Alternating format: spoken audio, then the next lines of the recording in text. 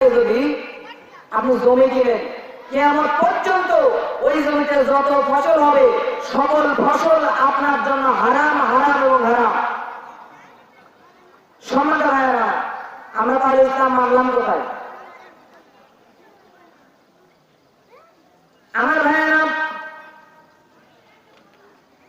শুধু তাই নয়, আল্লাহ পাক রব্বুল আলামিন কোরআন কারীমের এক জায়গায় বলছেন, লাকাদ কানা লাকুম ফি রাসূলিল্লাহি উসওয়াতুন হাসানাহ।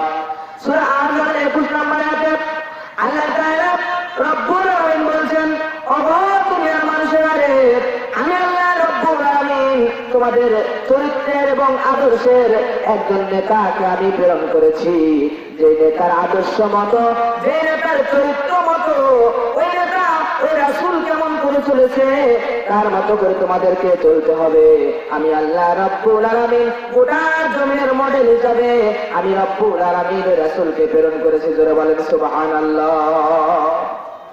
আমার ভাইয়েরা, আল্লাহ রব্বুল আলামিন গোটা জমিনের মডেল করে আল্লাহর নবীকে পাঠিয়েছেন, কিন্তু আমরা সে আল্লাহর নবীর পক্ষে স্লোগান দেই না।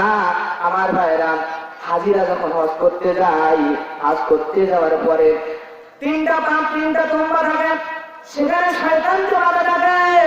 ওখানে গিয়ে হাজিরা নিজেদের জুতোগুলো শয়তানকে মারতে থাকে।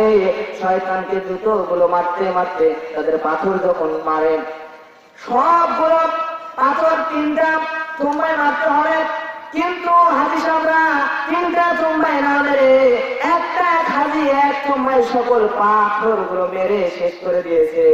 এরপর হাতের কাছে কিছু না পেয়ে পায়ে যে জুতা ছিল এই জুতাটিও খুলে শয়তানকে মেরে দিয়েছে। আমার ভাইয়েরা, ওই হাজি মক্কা মদিনায় গিয়ে সেখানে হজ করতে গিয়ে সকল পাথর মারার পরে আমার নিজের পায়ের স্যান্ডেলটাও মেরে দিয়েছে।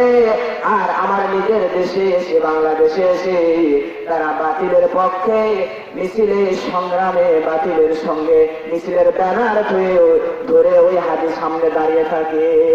ঠিক না? সম্মানিত ভাইয়েরা আমার, ভালো করে খেয়াল করেন আজকে ইসলামের অবস্থা কেমন। এক লোক প্রত্যেক দিন বিশাল বড় বোয়াল মাছের একটা করে চাকা নিয়ে আসে বাড়িতে। বোয়াল মাছের একটা করে চাকা বাড়িতে নিয়ে আসে, আর তার ছোট্ট মেয়ে জিজ্ঞেস করে, বাবা এটা কি? তখন বলে যে এটা বোয়াল মাছ। এরপরে আরেকদিন ওই বোয়াল মাছের কাটা একটা চাকা, একটা টুকরা, একটা খন্ড নিয়ে এসেছে। আনার পরে বলতেছে যে এটা বোয়াল মাছ। তার মেয়ে তখন জেনে নিল এটা বোয়াল মাছ। আবার একদিন একই কাজ করেছে, বোয়াল মাছের একটা টুকরা নিয়ে এসেছে। তার মেয়ে জিজ্ঞেস করে, বাবা এটা কি? আবার বলছে বোয়াল মাছ। এরপরে ওই ব্যক্তি বাজারে গিয়ে 5 কেজি ওজনের বিশাল বড় একটা বোয়াল মাছ কিনে এনেছে। আনার পরে ঘাড়ের উপর করে নিয়ে এসেছে বাড়িতে। আনার পর রেখে দিয়েছে। এবার মেয়ে জিজ্ঞেস করছে, বাবা এটা কি? তো বলতেছে বোয়াল মাছ। তখন তার বাবাকে বলছে, এটা আমি মানি না। এতদিন দেখালে এতটুকু বোয়াল মাছ, আর আজকে দেখাও এত বড় বোয়াল মাছ। এটা আমি বোয়াল মাছ মানি না।